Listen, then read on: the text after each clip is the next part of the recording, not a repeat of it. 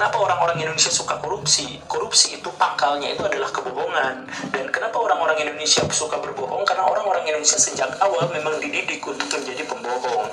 Kan kita misalkan mengetahui kemarin lalu ya, ada survei yang menyebut bahwa orang-orang Indonesia adalah orang paling dermawan, nomor satu, dan nomor duanya itu adalah orang-orang di Indonesia itu paling murah senyum di seluruh dunia.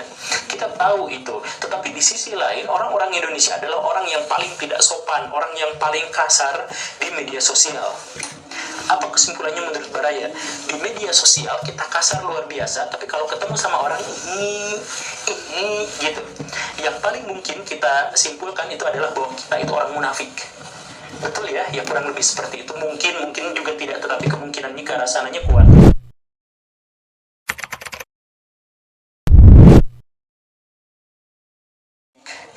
Dan di Indonesia sekarang kita setidaknya menemukan 3 pembalikan yang dilakukan oleh orang tua. Apa saja? Yang pertama adalah kita gagal untuk mendefinisikan arti cinta.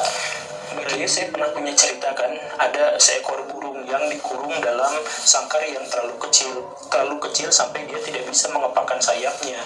Kemudian saya datang, karena iba sekali, saya datang kepada pemiliknya, saya bilang, saya mau membeli burungnya, boleh enggak? Saya mau lepas di kebun binatang. Di kebun binatang itu sangkarnya jauh lebih luas dan teman-temannya banyak. Dia bisa terbang kemanapun dia mau dalam radius yang sangat jauh. Tetapi apa yang dilakukan atau apa yang dikatakan sama si pemilik burung itu, dia bilang, saya nggak akan jual berapapun harganya. Saya sayang sekali sama burung ini. Jadi definisi sayang itu adalah pelampiasan dari ego. Si burung ini harus memberikan kebahagiaan, kesukaan, keindahan, kenikmatan, kenyamanan kepada saya. Itulah yang dimaksud dengan sayang. Jadi si burung itu dibesarkan, dikasih makan, dibersihkan dan sebagainya, tetapi itu hanya sebagai properti kita. Kita sama sekali tidak pernah peduli betapa menderitanya menjadi seekor burung yang bahkan tidak bisa mengepakkan sayap di dalam sangkar. Dia melihat dunia luar, dia melihat teman-temannya yang terbang kemanapun, dia melihat orang-orang yang ada di sekelilingnya, tetapi sejak lahir dia ada di situ. Dia tidak pernah mengenal bagaimana rasanya bebas. Nah, kita tidak pernah peduli dengan itu. Kita hanya peduli bahwa ini burungnya bagus. Karena si burungnya bagus, ini harus buat saya. Apapun yang terjadi, apapun yang dilakukan saya kepada dia, yang penting dia harus memberikan kenyamanan buat saya. Dan sadisnya, bentuk kasih sayang seperti itulah yang kita berikan kepada anak-anak kita. Anak-anak kita dipakein baju ini biar lucu, dipakein baju itu biar lucu. Kita gak pernah peduli si anaknya nyaman atau enggak, gatal-gatal atau enggak, sempit atau enggak, dan sebagainya. Kita gak peduli itu. Kita hanya peduli, ih lucu banget kalau pakai baju ini gitu. Kita cubitin, kita gemes, ada nangis, ih gak apa-apa lah, ada anak kecil lagi gemes dan sebagainya. Nah, jadi apa yang kita lakukan itu hanya untuk memuaskan ego kita. Saya mohon maaf ya kalau ada yang tersinggung, saya mohon maaf, tetapi realitas dalam masyarakat kita memang melihat hal yang seperti itu. Ketika si anak misalkan sudah beranjak dewasa, bukan si anak yang disuruh untuk memilih mencapai kebahagiaannya, tetapi si anak dipaksa untuk mengikuti kebahagiaan versi kita. Nah, itu kan si bapak jadi tentara, kamu nanti juga kalau udah besar jadi tentara ya, ada jatah di situ. Gak peduli bahwa si anak itu pengen ngegambar, gak peduli bahwa si anaknya itu pengen fotografi, gak peduli bahwa si anaknya itu jago banget main game atau ngoprek-ngoprek komputer dan sebagainya, gak peduli itu semua.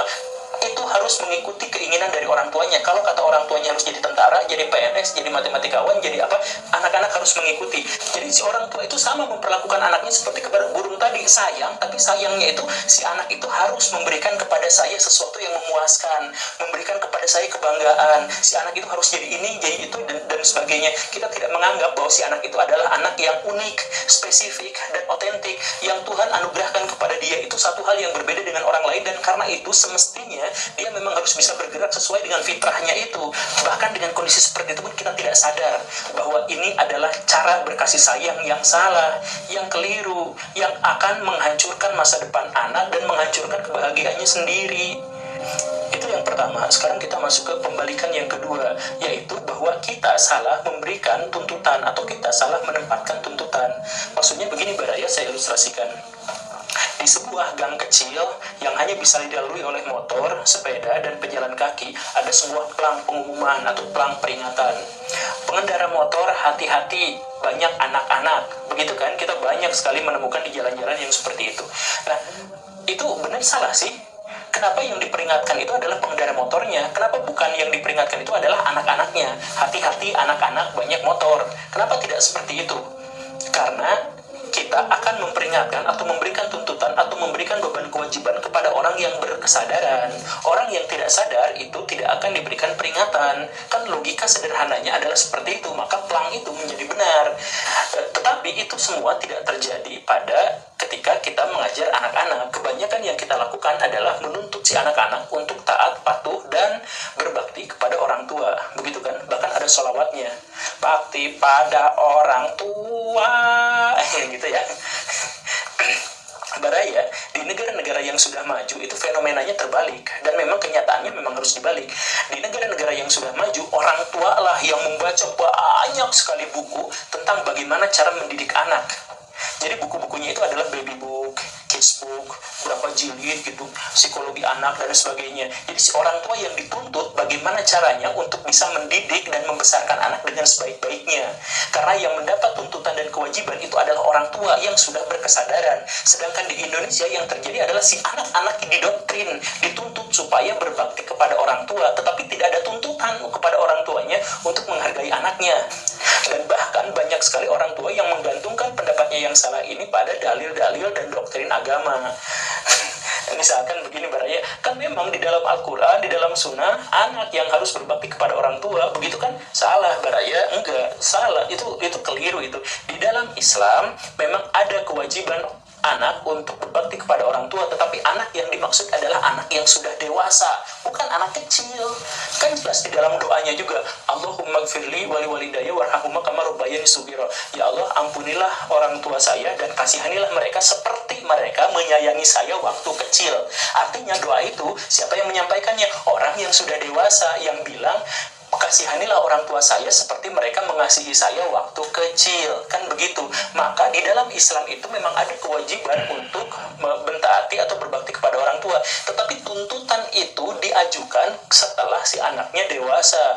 Karena di dalam Islam anak kecil itu tidak mendapatkan beban apapun, mereka bukan mukallaf, mereka tidak memiliki taklif apapun. Baraya mau cari ulama fikih yang manapun pasti akan bilang bahwa anak kecil, orang gila, orang lupa, orang yang tidak sadar itu tidak akan mendapatkan pembebanan dari kewajiban dan berbagai tuntutan agama, kan begitu. Maka kalau ada pernyataan bahwa kita harus berbakti kepada orang tua, itu maksudnya adalah ketika kita sudah dewasa. Dan ketika kita sudah dewasa pula, maka di dalam Islam itu dituntut bagaimana caranya untuk menyelamatkan anak-anak kita dan menciptakan generasi yang lebih baik di masa depan. Kita harus mengalokasikan pikiran kita untuk menyadarkan orang-orang yang semestinya sudah sadar bagaimana caranya mendidik anak, bagaimana caranya membesarkan anak dengan cara yang sebaik-baiknya. Penuhi benak orang tua di Indonesia itu dengan ilmu dan pengetahuan tentang bagaimana cara membesarkan anak dengan sebaik-baiknya, mendidik anak dengan sebaik-baiknya, pengetahuan atas psikologi, pengetahuan atas ekonomi dan sebagainya. Jadi nanti ketika misal si anak harus masuk ke lingkungan yang buruk, atau nanti jangan sampai, tetapi kalau seandainya si anak misalkan masuk ke sekolah yang salah dan sebagainya, tidak usah khawatir karena pondasi dari keluarga itu adalah yang paling kuat. Kan ingat, madrasah pertama itu adalah keluarga.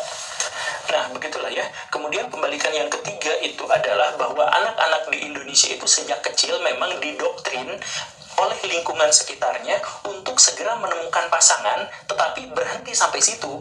Ketika kita berpikir soal pasangan, kita tidak berpikir bahwa berpasangan itu adalah berkonsekuensi wajar bereproduksi. Kita gak maju sampai situ, iya kan? Nah, makanya kalau kita pacaran gitu, apa faedahnya? Gak ada. Selain hanya untuk menuntaskan hasrat seksual, hanya untuk memegang dan dipegang, kita gak punya motif lain untuk pacaran. Makanya kalau misalkan ditanya, pacaran sampai kapan? Nikah umur berapa? Ya gak tahu atau itu mah nanti aja, ini mah ya kita jalani aja dulu. Artinya pacarannya gak serius, hanya jalani aja dulu, dia gak tahu masa depan seperti apa. Makanya ketika orang-orang di Indonesia sudah menikah, misalkan si istri dan si suami langsung sadar, ternyata pasangan saya tidak sama seperti yang dulu. Ya iyalah, tidak sama seperti yang dulu. Orang pacaran selama ini memang tidak diorientasikan untuk saling mengenal, tidak diorientasikan untuk menggapai masa depan, tidak, hanya untuk menuntaskan hasrat saja itu. Dan karena itu boro-boro mikirin soal anak, kita ngomong ke pacar kita aja mimi, pipi, mami, papi dan sebagainya gitu ya. Kemudian kita digelontorkan oleh novel-novel cinta, novel-novel pacaran, novel-novel percumbuan dan sebagainya. Dan banyak di antara novel-novel itu atau cerita-cerita itu atau buku-buku itu yang bestseller di Indonesia. Tetapi adakah pernah cara mendidik anak itu bestseller di Indonesia? Enggak. Karena memang tujuan kita untuk berpasangan ya sampai di situ aja, karena cabul kita itu sampai di situ aja, nggak sampai jauh ke depan gitu. Dan karena itu maka ketika kita sudah pacaran terus menikah terpaksa ataupun tidak, misalkan ya menikah, nah setelah menikah kita sibuk untuk menghubung-hubungkan antara dua hati, karena ternyata banyak yang tidak cocok, dan ternyata kemudian akhirnya bumbu-bumbu, kamu harus mengerti saya apa adanya, saya pun harus mengerti kamu apa adanya, dan sebagainya. Hal-hal konyol seperti itulah yang disampaikan, yang diceritakan, yang menjadi jalinan hubungan. Tetapi kemudian ketika ditanyakan nanti anaknya berapa, nanti bagaimana cara mendidik anak dan sebagainya, itu adalah hal yang di luar topik. Betul ya? Nah, karena orientasi kita memang sejak awal sudah seperti itu, kita hanya ada pada pasangan saja, pada percintaan saja, tetapi kita tidak berpikir soal konsekuensi wajar setelah itu, maka kita akan mengabaikan anak-anak kita, dan akhirnya anak-anak yang nanti terlahir akan lahir dan dibesarkan dan dididik bukan berdasarkan ilmu dan pengetahuan, tapi didasarkan pada hasrat, pada ego dan naluri. Itu saja, tidak ada yang lain. Ini bukan untuk menyalahkan siapapun, ini bukan untuk menyalahkan generasi sesudah kita. Jadi Baraya kalau komennya jangan menyalahkan pihak yang lain, ini adalah bekal untuk masa depan. Saya tahu di antara Baraya banyak sekali orang-orang yang sudah punya anak, atau baru punya anak, atau baru berencana punya anak, atau yang baru berencana untuk menikah dan sebagainya. Camkan ini, bahwa kemajuan sebuah bangsa itu dimulai dari bagaimana anak-anak yang menjadi sumber daya manusia di masa depannya itu dididik di keluarganya. Kalau dididik di keluarganya sudah salah, maka di kedepannya juga pasti salah.